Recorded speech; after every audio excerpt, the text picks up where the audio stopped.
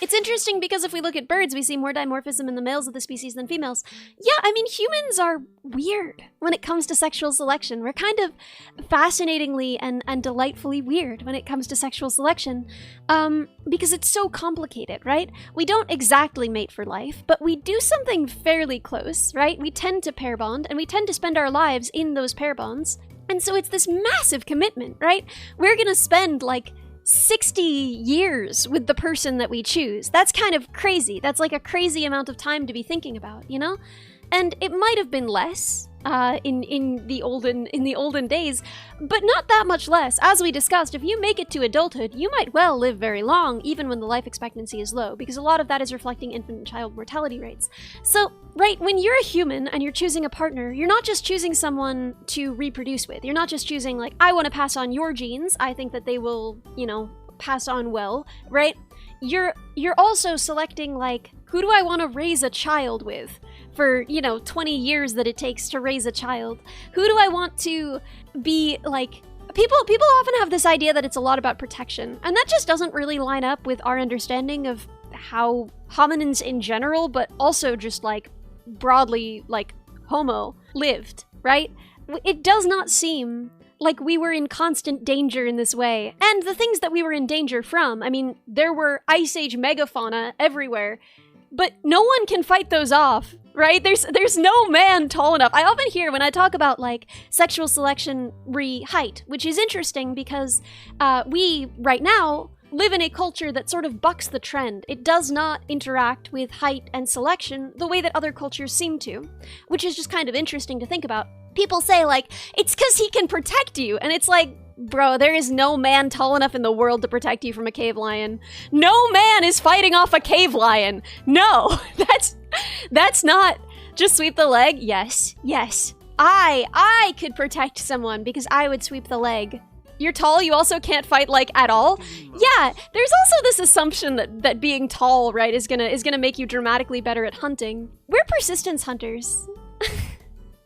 And when you look at ultramarathon runners, they're pretty evenly split, right? It's a small enough category of people that we don't have great numbers. I actually kind of reject. People often will say, like, in ultramarathon runners, it seems like women outperform men. It does seem this way, but we have barely any data. I don't really think it's reliable. But what you can say is that women and men seem to perform similarly in ultramarathon, right?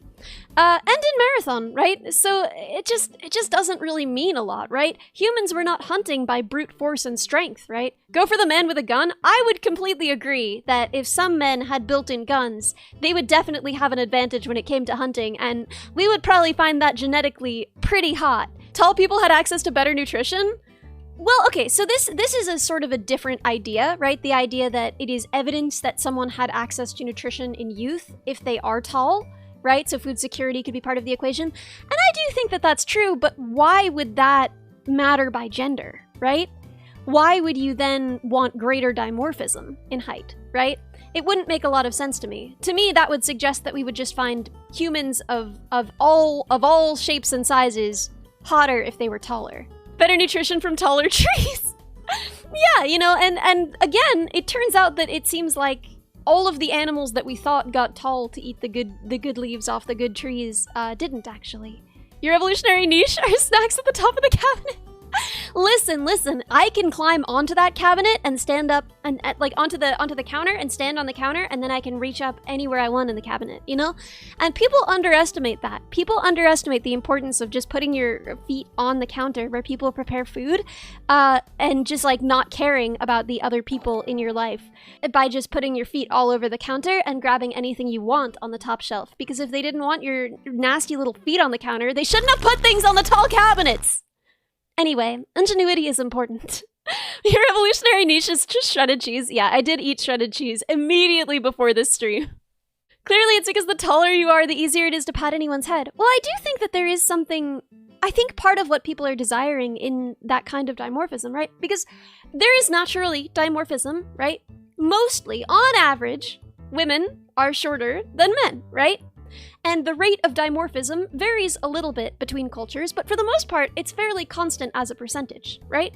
The average percentage by which women are shorter than men. And On average, across cultures, people seem to prefer partners who vary from their height by the amount that people vary, on average, by gender in their culture. So, if you grow up in a culture that varies by such and such percentage, you will prefer a partner who is different from you by such and such percentage. The culture we live in does not work this way. It is an outlier. There are other outliers, but it is an outlier. Really, really interesting, right? And there are any number of reasons why someone might prefer a taller or shorter partner, you know? And I am not here to tell anyone what their type should be. But I do find it, I do find it interesting because it seems to me like people are always telling just so stories about why women would prefer men of the tallest height possible, and it just feels like people dooming. Like, it feels like, you know, when you're scared to do something, so you make up a reason in your head why it wouldn't work anyway, why there's no reason for you to try. I swear that's all people are doing. When they're like, oh yeah, you know, women want the tallest possible man so that he can feed her the tallest possible food or whatever. Also, as I am fond of mentioning, as I mentioned too much, hunting versus gathering is a really weird distinction, and it's not exactly how it works. Traditionally, right, there is absolutely division of labor in basically every human society, but first of all, that division is rarely ironclad. There are rarely a lot of rules in place that prevent someone from doing, you know, the thing that is not traditionally associated with their gender. But that, again, varies by culture. But more than that, different kinds of hunting are typically for women, different kinds of gathering are typically for women, and different kinds of hunting and gathering are for men. So men will typically have some gathering tasks, like we get these specific plants, and we hunt for this specific kind of game. And women will usually have their own set of tasks, right? We gather for this kind of thing and hunt for this kind of thing. Now, traditionally, women have more gathering responsibilities and men have more hunting responsibilities. But saying it as simply as women gather and men hunt, it's just not really descriptive of what we see evidence for in the fossil record, nor is it really consistent with what we see in modern hunter-gatherers. So anyway, based on no evidence, I bet that men did more dangerous hunting on average because we were more disposable as a society. This is a really interesting question, isn't it? The genetic disposability of men. It's kind of a grim thing to think about.